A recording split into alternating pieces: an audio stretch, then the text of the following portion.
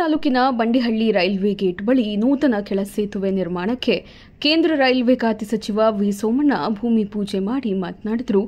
ತುಮಕೂರು ಜಿಲ್ಲೆಯಲ್ಲಿ ಗುಬ್ಬಿ ತಾಲೂಕಿನ ರೈಲ್ವೆ ಇಲಾಖೆಯಲ್ಲಿ ಸಾಕಷ್ಟು ಕೆಲಸ ಕಾಮಗಾರಿ ನಡೆಯುತ್ತಿದ್ದು ಗುಬ್ಬಿಗೆ ಸಿಂಹಪಾಲು ಸಿಗುತ್ತಿದೆ ಎಂದು ತಿಳಿಸಿದರು.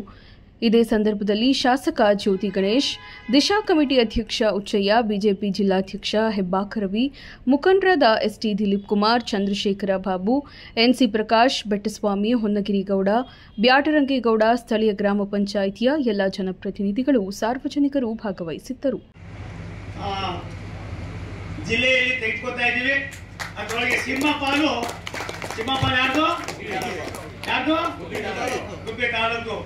ನಿನ್ನೆ ನಿಮ್ಮ ಶಾಸಕರು ಶ್ರೀನಿವಾಸ್ ಅವರು ಮದುವೆ ಮನೆಯಲ್ಲಿ ಸಿಕ್ಕಿದ್ರು. ನಾನು ಅವ್ರಿಗೆ ಹೇಳಿದೆ, ಅಣ್ಣ ನೀನು ಬೆಳಿಗ್ಗೆ ಹಾಕೋಗ್ಬಿಟ್ಟಿದ್ದೇನೆ ಅಂದ್ರು. ಊರಪ್ಪ ಬಂದ್ಬಿಡು ಅಂತ ಅಂತಂದೆ. ಒಂದ್ಸಾರಿ ಓಪನ್ ಆಗುವಾಗ ಎಲ್ಲರೂ ಕರ್ಕೊಬರೋಣ.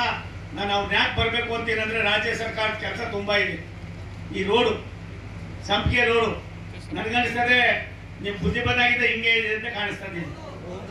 ಇದಕ್ಕೇನಾದ್ರು ರೂಪ ಕೊಡಬೇಕಾಗಿದೆ. ನಾನು ಶಾಸಕರ ಹತ್ರ ಮಾತಾಡಿದ್ದೀನಿ, ಸರ್ಕಾರದಲ್ಲೂ ಮಾತಾಡ್ತೀನಿ. ಬದಲಾವಣೆಗಳು ಏನೇ ಯಾವ್ಯಾವ ರೀತಿ ಗಾಳಿ ಬೀಸ್ತದೋ ಗೊತ್ತಿಲ್ಲ.